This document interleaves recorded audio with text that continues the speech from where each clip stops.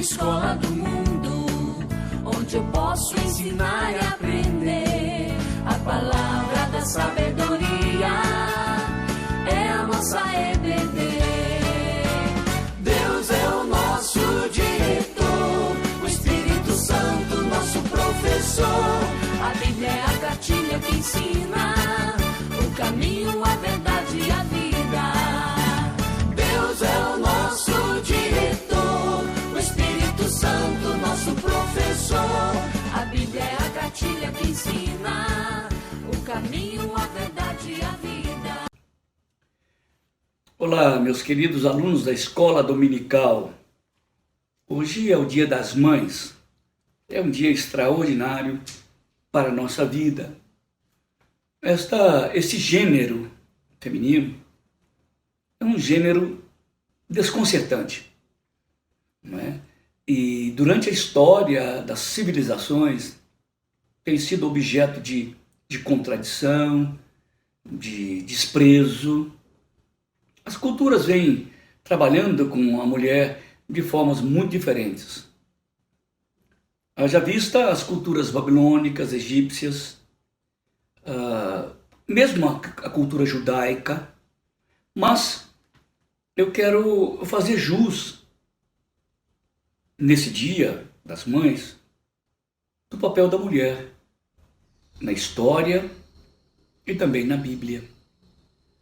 Se vocês lerem atentamente, vocês vão ver grandes mulheres na Bíblia, mulheres extraordinárias, que fizeram coisas extraordinárias, que o grande proverbialista Salomão conclui e resume no famoso texto de Provérbios 31, da mulher virtuosa. Se nós pegarmos aquele texto da mulher virtuosa e arborizarmos, criarmos vários galhos, nós vamos atingir com esses galhos algumas mulheres da Bíblia que compõem esta grande e frondosa árvore da existência, do trabalho, do exercício da mulher durante toda a Bíblia. Eu queria fazer jus hoje ao trabalho destas mulheres que escreveram páginas e mais páginas da história. Talvez por sermos levados por uma cultura, diríamos, machista, temos nos esquecido do papel importantíssimo da mulher no Antigo Testamento, da mulher no livro de Gênesis, da mulher no Pentateuco de um modo geral, da mulher em Juízes, da mulher em Josué, da mulher nos Salmos, da mulher em Provérbios, da mulher em Cantares, da mulher no Novo Testamento diante de Jesus, das mulheres que apoiaram o trabalho do apóstolo Paulo, e ele chama algumas delas de irmãs, e a uma ele chama de como se fosse a minha própria mãe. Mulheres extraordinárias do livro de Atos, dos Apóstolos. Então, a Bíblia está pontuando sempre a vida das mulheres. É verdade que naquela cultura mais arcaica, a mulher especificamente, cuidava dos afazeres domésticos. Natural daquela cultura. Então era natural que os homens tivessem mais proeminência, não por causa do valor do gênero masculino, que era maior do que o feminino, era por circunstância de missão. A mesma circunstância que Paulo se refere. A mulher é submissa, isto é, está fazendo missão com alguém. Então, assim como Jesus faz missão com o Pai, ele nunca foi menor do que o Pai, e nunca o Pai o considerou como tal. Também, mutatis mutandis, a mulher bíblica também sempre fez missão com o marido. Se nós abrirmos a nossa mente e entendemos isso desse modo mais abrangente, nós vamos perder bastante os nossos pré-conceitos sobre o gênero feminino. A mulher é uma coisa extraordinária que Deus criou. Embora muitas vezes contraditada, muitas vezes, ou melhor, quase sempre, desconhecida, a mulher faz parte de um plano integral. O Adão, aqui para nós, não seria Adão se não fosse a Eva. Porque a Bíblia diz que Deus fez os dois, a sua imagem e a sua semelhança. Não só o Adão e nem só a Eva. Assim como também Eva jamais seria ela mesma se não fosse o Adão. Então é preciso que a gente se dispa um pouco da nossa percepção machista e comecemos a enxergar a mulher como Deus a enxerga no Antigo Testamento. E enxergar a mulher como Jesus a enxerga no Novo Testamento. E me arrisco a dizer, e enxergar a mulher como os apóstolos a enxergavam no Novo Testamento. Então é necessário, hoje, no Dia das Mulheres, estou dando esta aula de escola dominical para a gente poder redimir um pouco aquilo que a sociedade e a cultura fizeram durante muitos anos. Quero ler para vocês, depois dessa introdução, diria quase feminista, ler para vocês no livro do primeiro livro de Samuel. E eu quero tratar da pessoa de Ana. Ana foi uma mulher extraordinária. Devo fazer a título de introdução a seguinte pergunta: onde está o Elcana, que é o marido de Ana, em toda essa história maravilhosa de Ana, mãe, Samuel, filho, filho Samuel, mãe Ana? Claro que o Elcana, como pátria potesta, ele ajudou na criação, lógico, como trabalhador, como marido, ele ajudou na criação do Samuel, mas a Bíblia não quis pontuar isso. A Bíblia quis pontuar o papel preponderante da Ana sobre o Elcana, o marido inclusive, sobre o filho. O centro aqui não é Elcana. Parece-me que a Bíblia não é machista. Parece que não há, nesse texto, uma patrilinearidade. Deus quis levantar a pessoa de Ana para mostrar, dentro da história da salvação, como é importante a vida da mulher, agora caracterizada, simbolizada pela vida da Ana. Isso não é extraordinário? Isso não é maravilhoso demais? Nota que Ana ela é preponderante e ela está à frente de todas as decisões da vida do seu filho. Quando a Bíblia diz que realmente o marido é o cabeça do lar. Ana não foi insubmissa como mulher de Deus ao seu marido. Ela simplesmente assumiu a sua posição naquele ponto daquela história de decidir os destinos, inclusive do seu próprio filho. Há uma influência tremenda da mulher na vida dos filhos. Eu sou pai e eu reconheço isso. Você que é pai, que está me ouvindo, também sabe. A influência tremenda que a mãe tem com o seu filho. A ligação de um filho ou de uma filha com a mãe é muito diferente da ligação do filho e da filha com o pai.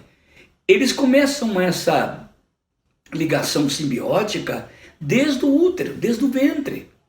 Há uma comunicação intrínseca da mãe com o filho, do filho com a mãe. Haja vista aquela experiência de João Batista no ventre da sua mãe, quando Maria chega ali, o menino João treme na barriga da sua mãe Isabel. Por quê? Porque existia um vínculo externo do que Isabel sentia ao ver Maria e de que João sentiu ao ver Maria através, obviamente, da Isabel. Notem como existem vínculos genéticos e além genéticos, supragenéticos da criança com a mãe. Isso não quer dizer que também o pai não tenha nenhum valor sobre isso. O filho há de ouvir a voz mais pastosa, mais forte, com o diapasão mais grave do pai, é natural. Mas não há como comparar a ligação de um filho ou de uma filha com a mãe. Óbvio que a Bíblia dá funções diferentes para cada gênero. O homem tem função diferente do que a mulher. E a mulher, como gênero feminino, tem função diferente na vida da família, na vida da sociedade, como um organismo fisiológico, como um organismo hormonal. Ela é bem diferente do homem. E por essas características tão diferentes é que completam essas características o homem, que completa a família, que completa o lar, que completa a sociedade, sem a qual a mulher nós não seríamos o que somos, nem a sociedade seria o que ela é. Então seria uma insanidade dizer que a mulher é menor do que o homem. Agora, por outro lado, quando a mulher feminazi, não feminista, feminazi, quando essa mulher feminazi quer assumir um papel, uma missão, uma função que não é dela, aí a coisa complica. Daí o grande problema que temos enfrentado na sociedade. A sociedade ela é muito mais feminazi do que feminista. As mulheres hoje não são tão femininas, elas são mais feminazes. Isso complica a vida da sociedade. Isso complica a vida da família, do lar, dos filhos. Há funções específicas na Bíblia sobre a mulher e sobre o homem. Há características que são próprias da mulher, que são insubstituíveis.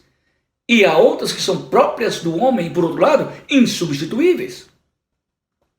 Então é necessário que voltemos a atenção para o modus faciente de Deus. Isto é como Deus faz as coisas lá no Éden e como Ele estende essas coisas para a sociedade. Então, essa lição de escola dominical é uma homenagem a você, mulher. Então vamos lá. Primeiro livro de Samuel, que é a história de Ana, a quem me havia referido. Houve um homem em Ramataim Zoim, da região montanhosa de Efraim, que era uma tribo de Israel, cujo nome era Eucana, filho de Jeroão, filho de Eliú, filho de Tou, filho de Zuf, o Efraimita. Tinha esse homem duas mulheres. Uma se chamava Ana e a outra se chamava Eucana. Uma se chamava Ana e a outra se chamava Penina. Penina tinha filhos, Ana, porém, não os tinha. Este homem subia da sua cidade de ano em ano para adorar e a sacrificar ao Senhor dos Exércitos em Siló. Estavam ali, em Siló, os dois filhos de Eli, que era sacerdote, Ofni e Finéias, como sacerdotes do Senhor. No dia em que Eucana, o marido delas, oferecia o seu sacrifício, dava a ele porção dobradas a Penina, a sua mulher, e a todos os filhos dos filhos. A Ana, porém, dava porção dobrada da dobrada, dupla, porque ele a amava, ainda mesmo que o Senhor a houvesse deixado estéril. A sua rival a provocava excessivamente para irritar, porquanto o Senhor lhe havia cerrado a madre. E assim o fazia ela de ano em ano, todo ano. E todas as vezes que Ana subia à casa do Senhor, a outra a irritava, pelo que chorava Ana e não comia. Então Eucana, seu marido, disse: Ana, por que choras? E por que não comes? E por que não estás com o coração triste? Não sou eu, por acaso, melhor do que 10 filhos? Após terem comido e bebido em Siló, estando Eli, o sumo sacerdote, assentado numa cadeira junto ao pilar do templo do Senhor, levantou-se Ana e, com amargura de alma, orou ao Senhor e chorou abundantemente. E fez um voto dizendo: Senhor dos exércitos, se benignamente atentares para a aflição da tua serva, e de mim te lembrares, e da tua serva não te esqueceres, e lhe deres um filho varão, ao Senhor o darei por todos os dias da sua vida, e sobre a sua cabeça não passará navalha. Demorando-se ela de orar perante o Senhor, passou Eli a observar-lhe os movimentos dos lábios, porquanto Ana só no coração falava.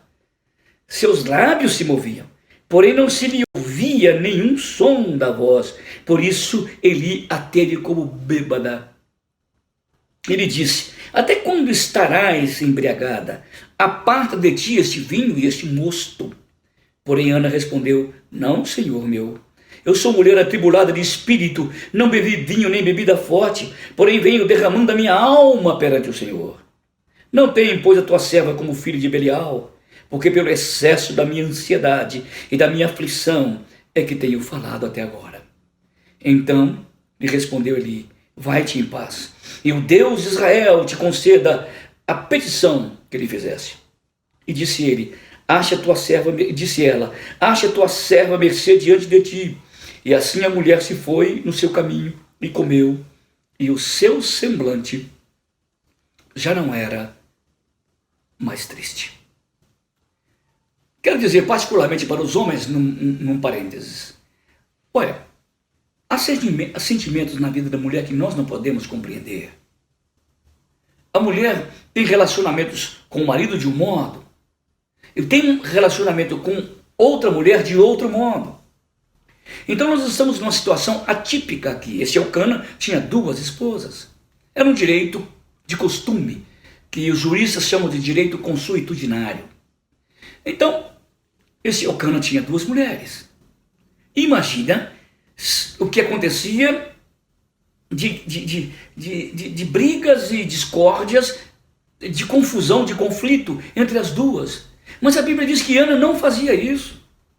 Ana sabia viver dentro da sua cultura, de um mundo que era muito diferente do nosso, onde o marido podia ter duas mulheres.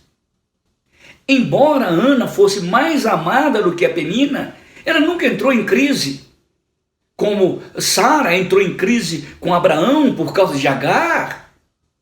Ana nunca entrou em crise. Ela sabia viver essas diferenças culturais. É interessante saber que a mulher de Deus, a mulher segundo o coração de Deus, ela compreende estas circunstâncias culturais.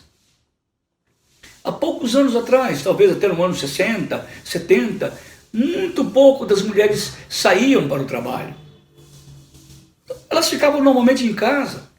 Minha mãe, por exemplo, teve 10 filhos e sentia isso como coisa natural, que deveria fazer dentro de uma cultura, de uma história, desenvolver a sua feminilidade num mundo tão, diríamos, antiquado, um mundo muito arcaico.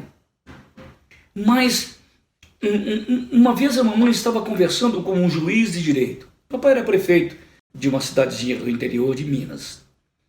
E o juiz estava reclamando de sua esposa.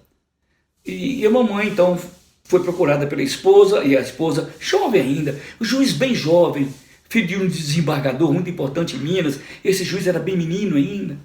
E essa moça, jovem senhora, foi procurar a mamãe. E ela dizia uma coisa para Gilda, que era a esposa desse juiz: Gilda, o Juarez é, no outro dia, o que eu fui com ele à noite. Como eu recebo para o jantar, como eu falo sobre os meninos e como nós dormimos. O Juarez é, no outro dia, o que eu fui para ele à noite. Parece uma coisa tão comezinha de uma mulher quase analfabeta, mas que tinha uma cultura bíblica, existencial, psicológica, humana muito grande. Naquele mundo tão antigo, com 10 filhos, a mamãe sabia equilibrar os valores emocionais da casa, receber o meu pai.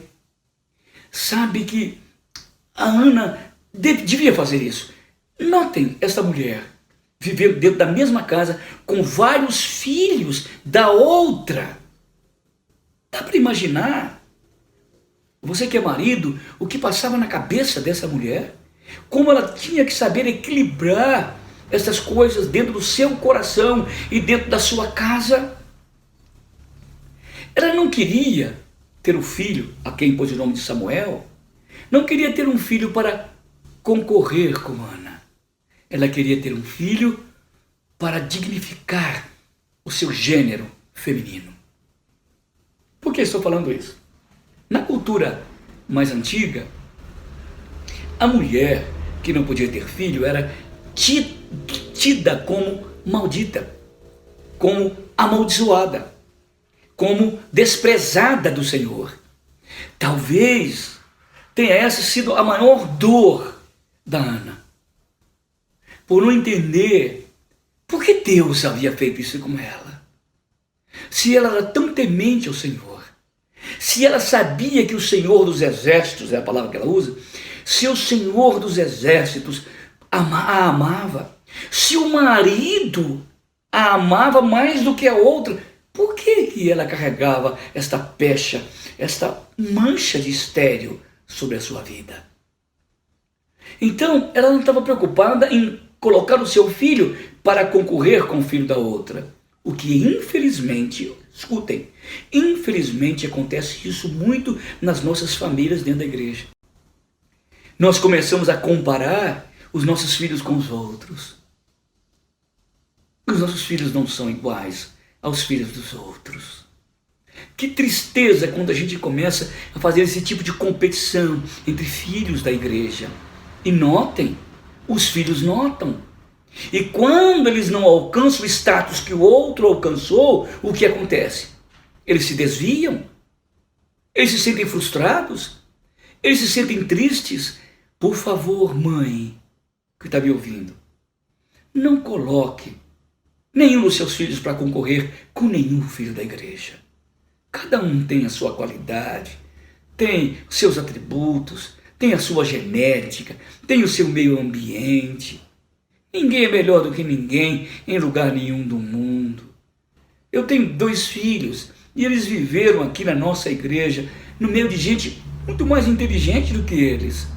E eram mesmo, e são até hoje, muito mais bonitas do que eles. E eram, e são até hoje. Mas uma coisa que nós nunca deixamos nos prender é sobre que os nossos filhos tinham os valores que eram deles. E aqueles valores que eram deles, nós o exaltávamos. E exaltamos até hoje. Não em detrimento do outro, mas para que eles pudessem saber como eles eram amados e queridos pelos pais, como eles eram, como eles são. Assim eles são como adultos. Eles sabem as suas qualidades e as suas limitações. E reconhecem também as qualidades dos seus amigos. Os meus filhos vivem com pessoas altamente evoluídas, intelectuais, empresários. Eles vivem nesse mundo lá na capital. E, no entanto, eles sabem a importância que eles têm neste mundo. E mais, sabem a importância que eles, os amigos, têm para com eles. E eles para com os amigos. Ana não tinha nenhum interesse, viu, mãe? Nenhum interesse em competir o seu filho com os filhos de Penina.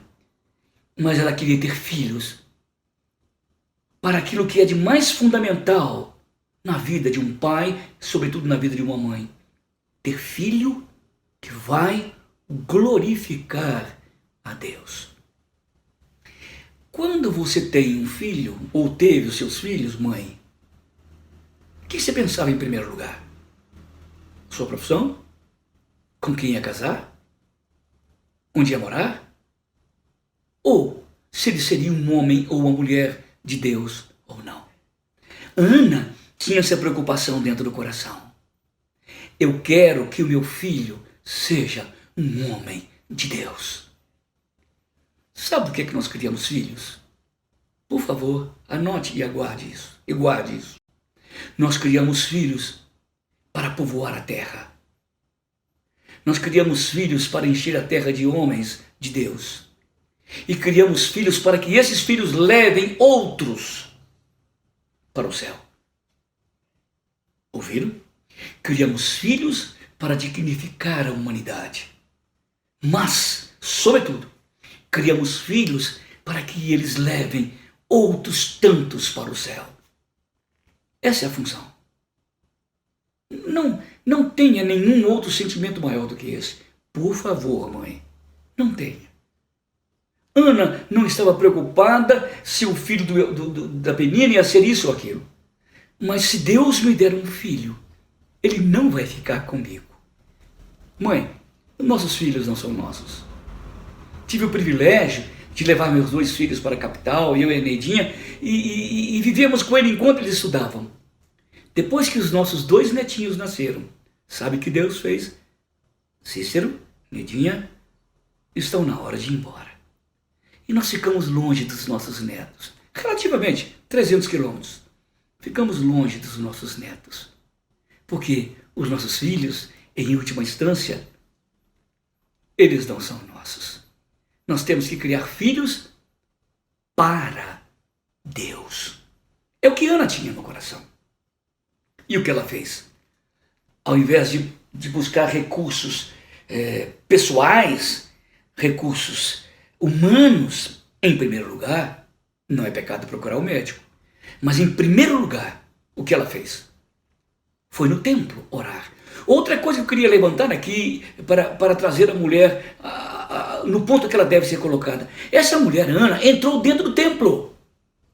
Por que nós temos que tratar as mulheres fora do templo? Isto é, mulher não pode lecionar, mulher não pode pregar, mulher não pode subir no púlpito. Há muitos presbiterianos, muitos não, graças a Deus que não são muitos. Uma pequena parte de presbiterianos do Brasil, xiitas, que não concordam com a mulher ensine na igreja.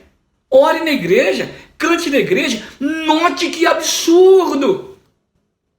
Ana não, estava dentro do templo, na presença do sacerdote, orando. A mulher da Bíblia é a mulher que entra no templo. A mulher da Bíblia é a mulher que ensina. Paulo dizia que a mulher que profetiza deve trazer o véu. Olha, a mulher que profetiza. 1 Coríntios capítulo 11. Profetizar, depois do apostolado, é o maior dom da Bíblia. O profeta exorta, edifica e consola. A mulher do Novo Testamento exortava, edificava e consolava. Onde? Qual o contexto de Corinto? Dentro da igreja. Eu fico muito irritado com essas coisas, quando querem minimizar o papel da mulher dentro da igreja. Ana, esta mãe extraordinária, entrou para o templo como ela entrava pela fé. E o que ela fez? Derramou a sua alma diante do Senhor. Uma mulher como Ana, de joelhos, é ter filhos em pé. Samuel nunca se vergou diante da idolatria, nunca se vergou diante dos cananitas, porque Samuel foi gerado de joelhos. Samuel foi um homem de Deus, um servo consagrado ao Senhor, porque Ana gestacionou Samuel, pariu Samuel, foi puérpera com Samuel, educou Samuel em oração. Eu imagino quantas vezes Samuel deve ter visto Ana louvando a Deus e pedindo: toma o meu filho, toma o meu filho. Uma mulher de joelhos significa ter filhos em pé. Talvez, se os nossos filhos não estão em pé, é porque o nosso joelho está faltando se dobrar. E Ana estava agora diante de uma liturgia. Entrou no templo e começou a orar. Imagine, naquele tempo. E Eli estava olhando para aquela mulher que só meneava os lábios e não falava. E Eli chegou e disse: por que você não abandona esse vinho? Ele disse: mas eu não estou embriagada, meu Senhor. Eu venho derramando a minha alma diante do Senhor. Eu não tomei o vinho nem o mosto. A mulher tem certos sentimentos em oração, que os homens não têm. Deixa eu contar uma particularidade da nossa vida, minha e da Neidinha. Nós, e vocês sabem disso, mandamos nosso filho para estudar um ano nos Estados Unidos. E ele foi muito bem, etc. Chega uma época, no meio do ano, A Nedinha acordou com uma palavra na mente, Venezuela. Olha, imagina. Disse, bem, eu estou me sentindo aflita com essa palavra.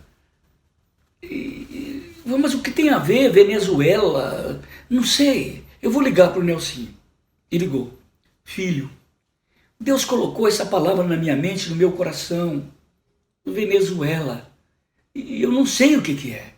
Eu estou aflita e angustiada. Você estava subindo uma montanha e não subia, e descia, e vinha a palavra Venezuela. Aí o Nelson falou, mãe, para com esse negócio. É que chegou uma menina da Venezuela, filha de um petroleiro lá da Venezuela, o pai dela tem coisas de petróleo, e eu comecei a namorar com ela. Falou, pelo amor de Deus, mãe, para com essas coisas. Filho, não dá certo. Para com esse namoro agora. E o Nelson obedeceu a mãe, e a Venezuela saiu da cabeça da Nedinha. Mulher tem essas coisas. Mãe, sobretudo mãe, tem essas coisas. Quando eu estou falando isso, você, mãe, está pensando quantas vezes isso aconteceu comigo, não é?